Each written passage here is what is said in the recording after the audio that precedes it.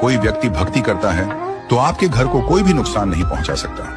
जब तक विभीषण जी लंका में रहे तब तक रावण ने चाहे जितना भी पाप किया हो, परंतु विभीषण जी के पुण्य और भक्ति के कारण रावण सुखी रहा और शासन करता रहा।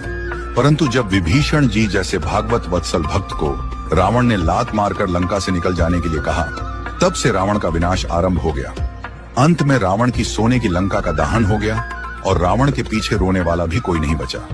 ठीक इसी प्रकार हस्तिनापुर में जब तक विदुर जी जैसे भक्त रहते थे तब तक कौरवों को सुख ही सुख मिला।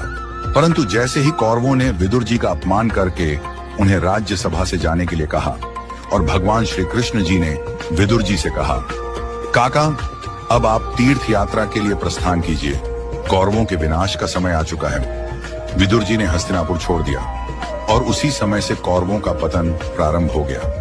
अंत में न केवल उनका राजपाट छिन गया बल्कि कौरवों का वंश भी समाप्त हो गया। इसी प्रकार हमारे परिवार में जब तक कोई भक्त या पुण्यशाली आत्मा रहती है तब तक घर में आनंद ही आनंद रहता है। इसलिए भगवान के भक्तजनों का अपमान कभी भूल से भी न करें। हम जो कमाई खाते हैं वह भी संभव है किसी के पुण्य के कारण मिल रही हो।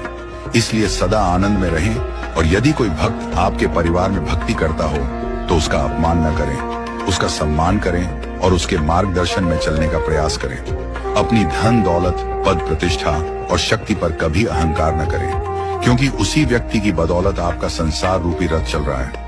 वही व्यक्ति आपका असली धन है, असली पूंजी है, जो आपको भक्ति के मार्ग पर ले जाएगा। यदि वह व्यक्ति एक बार आपके जीवन से चला गया तो समझ लीजिए कि आपका सबसे बड़ा आध्यात्मिक धन चला गया और यह मान लीजिए कि भगवान आपसे दूर चले गए। यही आपकी सबसे बड़ी क्षति होगी। सत्य सनातन संस्कृति की जय।